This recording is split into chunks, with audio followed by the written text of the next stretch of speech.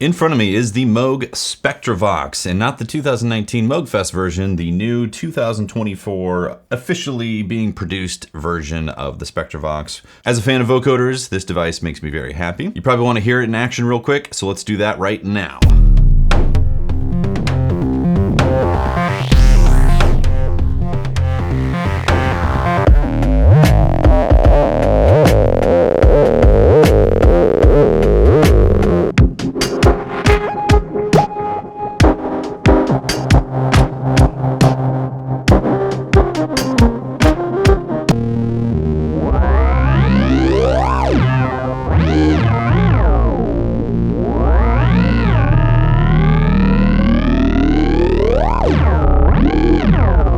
So, legalities. I was sent the Spectravox a few weeks ago from Moog. No money was exchanged hands, and they have no say what goes into this video. I can trash the Spectravox all I want, and I can praise it all I want. But legally, I'm obligated to tell you that Moog sent this directly to me. Now, I'm not gonna go through every single detail or spec or feature of this box right here in this video because there's plenty of videos out there that are gonna do that. What I'm gonna talk about is my pros, my cons, my overall thoughts of using it after about a couple weeks with it in the studio, and basically show some real world examples. And also these examples are going to be things that include other gear. So keep in mind, the Spectravox really is an analog effect in its best case usage. It does give you a bunch of tools to use in your studio, but it works best when paired with a bunch of other gear. And sometimes that gear can be a lot more expensive than just a single 60 HP Moog semi-modular device. Now initially, I thought I was going to be interested more on the vocoding side of things with just voice and vocoding in the analog domain, and it does an excellent job of that. But as I dug further into this box, I think it's actually a disservice to consider it just a vocoder. I mean, they're saying right on here, spectral processor, and that honestly paints a better picture as to what this can do. So in this example, I have the Matriarch hooked up to the Spectravox, or vice versa. The Spectravox hooked up to the Matriarch. And in this particular patch, I'm actually using the oscillator from the Spectravox for the main sound, actually.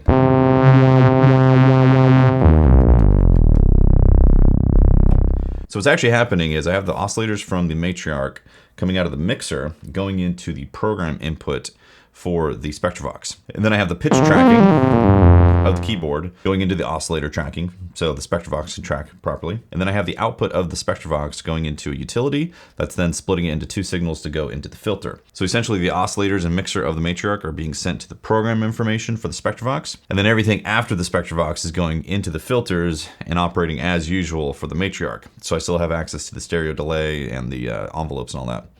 So let's open up the filter completely.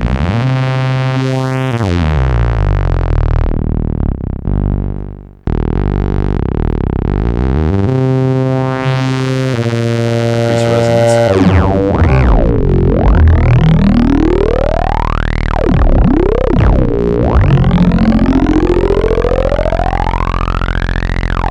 Really cool.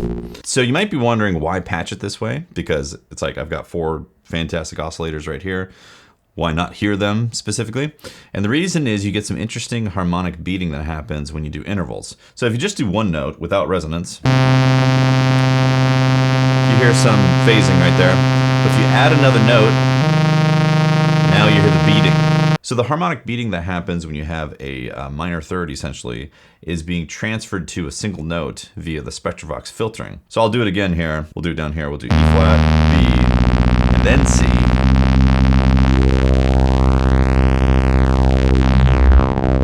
We can actually put this into filter bank mode so you can hear the harmonic difference. So if I hold this note, I'll switch to filter bank.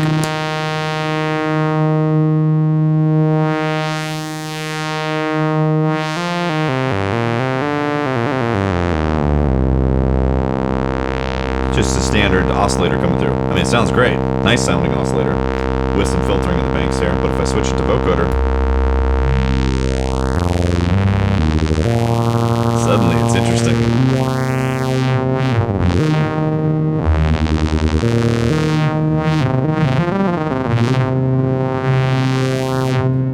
It's like it got some really complex modulation added to the signal, or maybe even more akin to like a wavetable synth. I'm gonna crank the resonance now on the Spectravox and work with the spectral shift to kind of get some different tones here.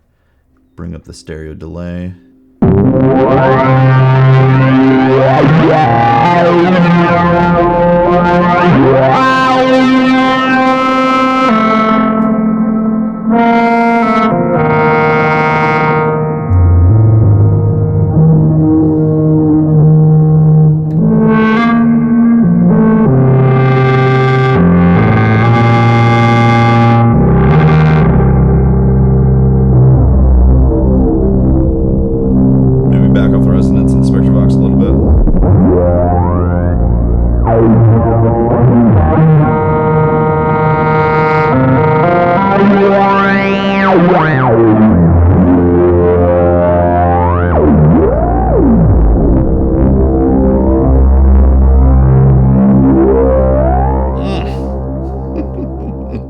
So in this example, we are going to drone with the Spectravox, but then also apply like a sequence to it. So I'm only using the oscillator from the Spectravox, but then I'm also going to be using the VCAs of the individual bands to be able to bring them in and out. So in my modular setup right here, I've got Pamela's workout, and I'm using, I think, 5 of these as basically LFOs that are subdivisions of the clock. And the way I'm getting the clock is from the Pittsburgh SV1.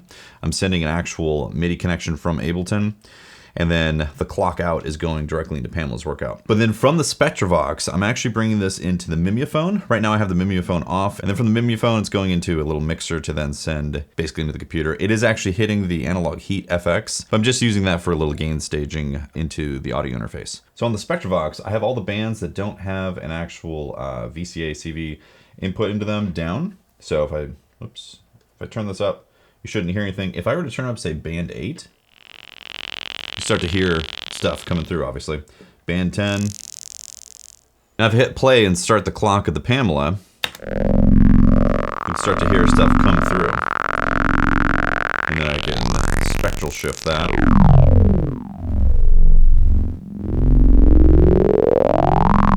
I think that sounds really cool. Now if I add the Mimeophone, let's do some reverb on there.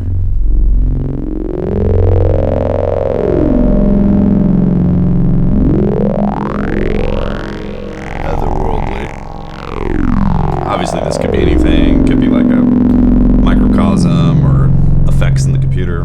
Let's add the sequence in here. So I've got a cable that I can patch into the clock of the Rene. The Rene I have pre-set up to be a C minor chord or a C minor scale essentially, and let's get some movement.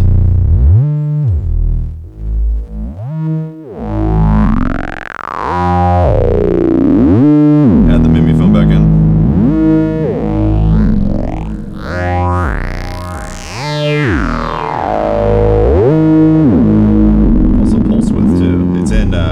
So I can adjust the pulse width, obviously. That sounds so cool, I love it. Now I got the woggle bug right here from Make Noise. I'm gonna use this for some random pitch type of stuff directly into some other bands here. Because right now with these 5 bands, they've been doing an LFO synced type of thing where it's bringing it in and out based on the subdivisions. But with this, we will take, let's take the stepped right here.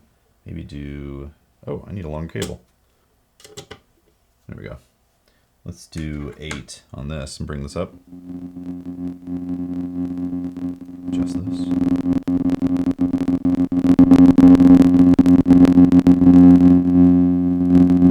It's almost like a electrical static. Let's get the woggle. Put that. Oh, you know what? The woggle. Let's do the pulse width. Yeah. So what you're hearing right now is basically just band 8 with the pulse width modulation going on, and then sweeping the spectral shift. And then as soon as I hit play, it starts bringing in those other bands.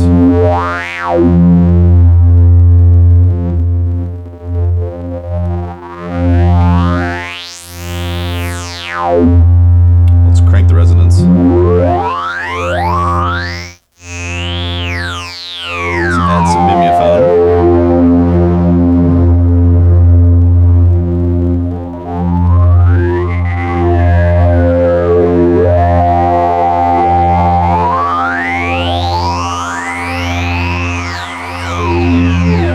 Let's put the Rene back in.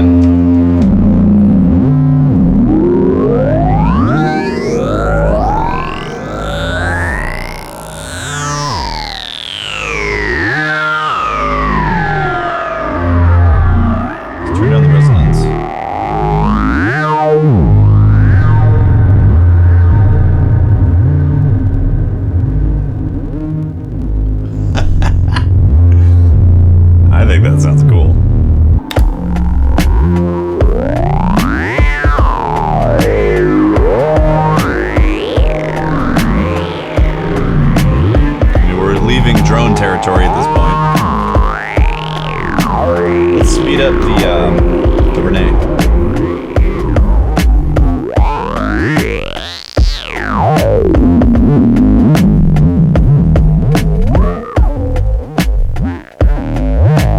Let's clean this up a little bit here.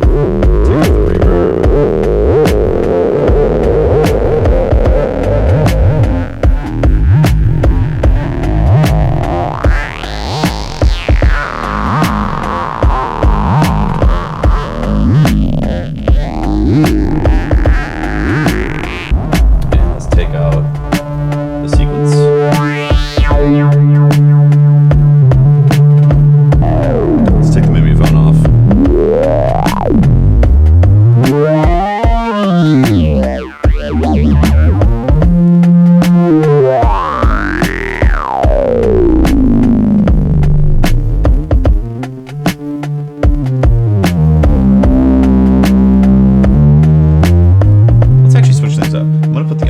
Spectravox into the noise input on the mixer, and then repatch the program into the carrier and take that out and see what we get from that. So resonance down on the filters. All of these oscillators are off right now. So you're just hearing the saw. So I'm gonna introduce oscillator 1 now. And then if we do 2, actually we need to, let's put all of them up a little bit.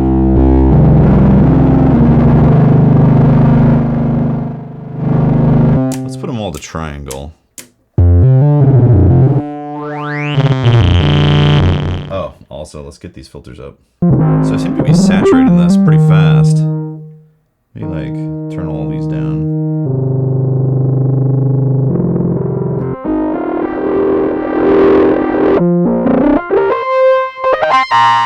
Oh, you know, I forgot about the gain level right here. I actually didn't realize it affects the program input right here as well. So let's see if we can clean up the signal a bit like this. Okay, so with this, we got some resonance on the Spectravox, and I'm messing with the spectral shift right here. Got the filter on the Matriarch down a bit with a bit resonance as well in stereo low pass mode. And obviously a little bit of analog delay.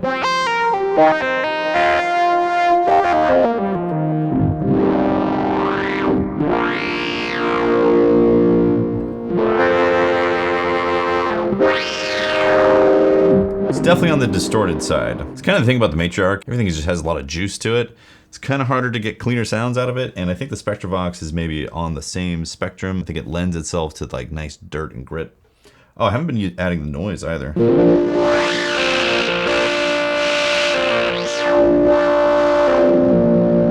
Especially with the resonance.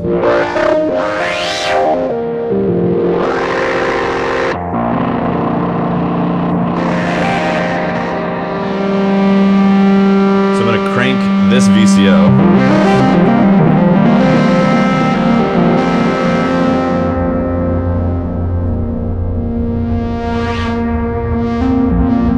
Turn down the delay.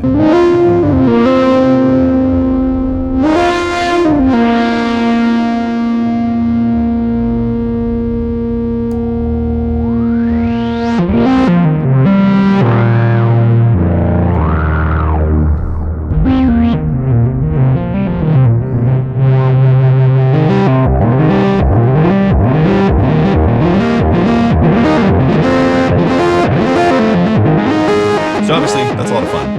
I do have this cable right here coming from my DAW. So I can actually patch in directly from Ableton, and we could like maybe hear some drum sounds, that type of thing. I'm gonna get this 707 core kit. It's real basic.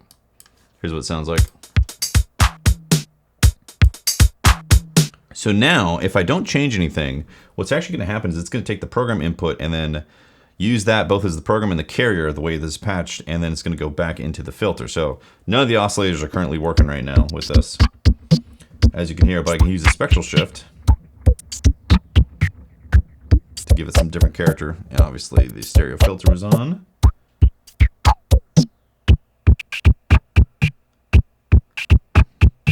Some different character right there in comparison to the original, with it being like filter vocoded. I can also switch it to filter bank and get a very different sound.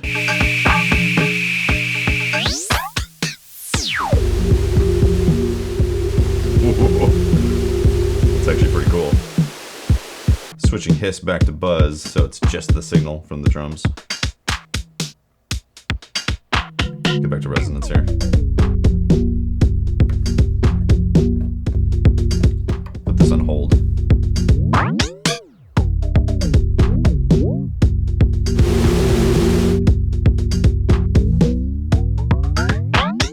So that's one way of doing it, but we want to actually play some stuff, play some notes in here, like what happens with the drums affecting that. We're going to unpatch program from the carrier input and then repatch the mixer output back into carrier.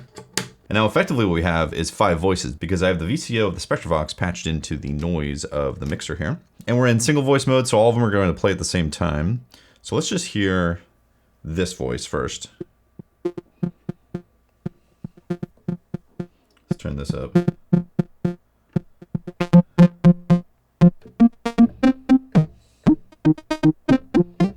So that's just one oscillator. Let's start adding these other oscillators in.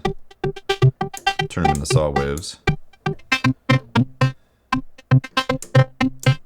Put some of these an octave higher or 2.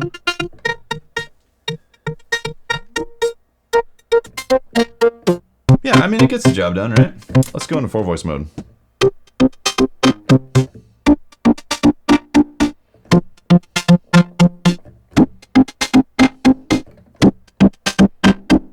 Let's duplicate the kit so we can hear it at the same time.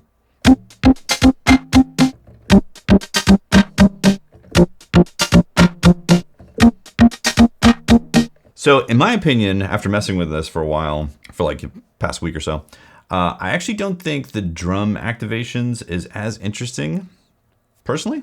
I think it's more interesting to throw something like Pigments. And I'm gonna do the same thing, where I'm just gonna send it out to the Spectravox, and then we're gonna hear what's happening with that. So Pigments by itself, I'm gonna go C2.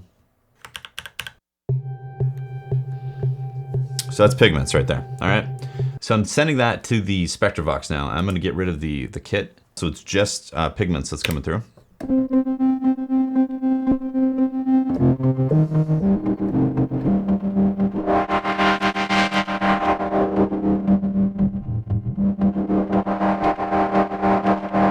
Let's add some delay in there.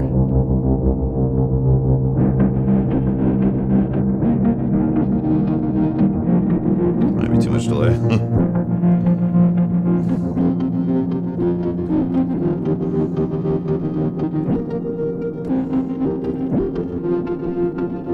So this is obviously very simple, right? Like I'm just plucking a Pigments over and over, and that's acting as the program input for the Spectravox. And then I'm just using all the VCOs right here with a bit of filtering and all that, and getting a really interesting tone.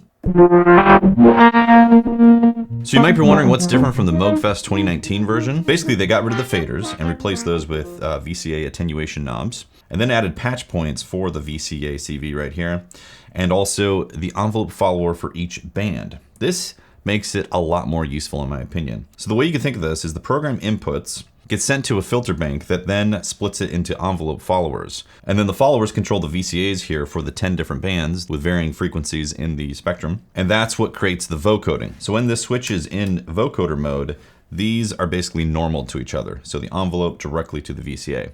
Now, if you flip it to filter bank, it splits those two. Technically, you could have a drum loop coming in and then treat the envelope followers as completely separate tools for whatever you want to do in your modular rig, and have the actual filter bank filtering a separate carrier outside of each other. So in terms of functionality, I think getting rid of the faders from the 2019 version was really smart because it makes this tool even more useful for overall modular systems. You do miss out on some of that performance ability that you could have had with the faders because faders are easier to move with your fingers. You can't really move all 10 of these filter bands with the knobs. You kind of have to pick and choose what you move on there. So a little bit of trade-off right there from the 2019 version, but I think the patch point additions are definitely better in my opinion. So for a quick overview, you do have an oscillator that's built into this, and the oscillator can mix in noise as well, which is very handy. And then also the bands 9 and 10, you can switch it from hiss to buzz. If you want more intelligibility in the vocoding, then bands 9 and 10 can switch between the noise or the actual carrier sound to have a clearer sound, essentially. Spectral shift you can think of as a filter cutoff, essentially, because it controls the filter frequency of all 10 of these bands. Now the resonance does not self-oscillate, which is probably a good thing, because 10 bands self-oscillating could be a bit too much. But the overall tone and character you can get from the resonance plus spectral shift sweeping is very good, in my opinion. You do have an LFO that's patched directly to the spectral shift, so you can add some subtle movement or extra movement with this if you want. You have a decay for the program trigger envelope, obviously your volume right here, and then a nice little patch pay to get access to certain things. One thing that's really nice is there's an overall program envelope follower directly from the program, which you could then send to the trigger inputs of, say, the Matriarch, which I did in an example. One thing I'm gonna try real quick is putting the program envelope follower, so whatever's coming into the program, which is the drums and that Pigments patch, and I'm gonna put it into the trigger of the amplitude here.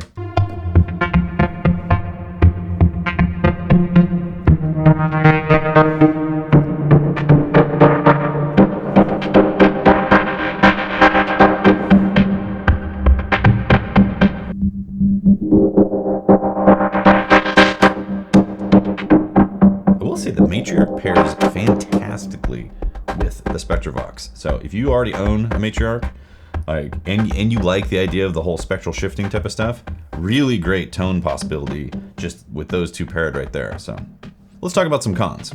So one thing that you'll notice is that there is no sequencer. Kind of would have been nice to have some sort of sequencing ability for these bands. With 10 bands, that obviously limits what is possible on the panel, so I understand why there is no sequencer in here, but the other 60 HP Moog variants do have sequencers in there. Also, it's only 10 bands, you know, it's not 16 or something like that, which again, space. There's only so many things that they can put on here. But if you're looking for more detailed vocoding options in the analog domain, then this might not be able to hit the target for you. Something that's a bit of a con across all of these boxes, in my opinion, is that there is no USB input and no MIDI input and no power switch on the back or anything like that. So you can't just flip this on and off. I think the idea is that Moog maybe anticipates you're probably gonna rack this up into a Euro rack case more often than not. But the only box that has an actual MIDI input is the Mother 32, which definitely makes sense.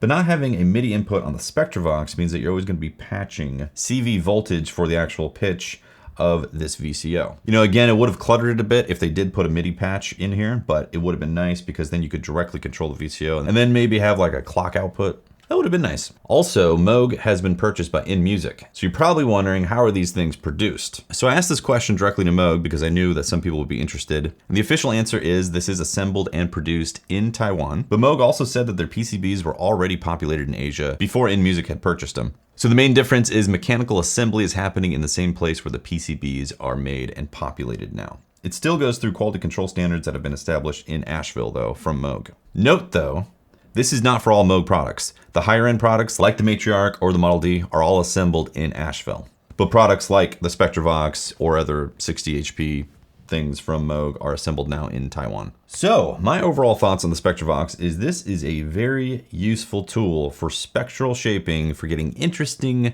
tones, interesting harmonic changes and shifts, closer to like digital wavetable-y type of shaping, while still maintaining roots in the analog domain. Everything that I've done with it so far has been very impressive for me, and I'm already thinking about tons of ways I want to use it in various productions. So I think it's awesome. Is $600 the right price for it? In today's market, it's probably a bit pricey for an effect like that, but there is a lot of features, and it is technically 10 filters times 2 because the program input and the carrier. There's actually quite a bit going on in the Spectravox. But I will not make that decision for you. That is up to you to decide if you think it's worth the money. If you are planning on picking up a Spectravox or any Moog product or a new synth or an MPC or something like that, if you use my affiliate links below, then it helps out the channel. And that's a great way of supporting what I do here on the channel. Thank you so much for making it to the end and watching. I really do appreciate it. I would definitely love to hear your thoughts on the Spectravox, so drop them below. But thank you so much for watching. I'll see you next time for another one. Peace.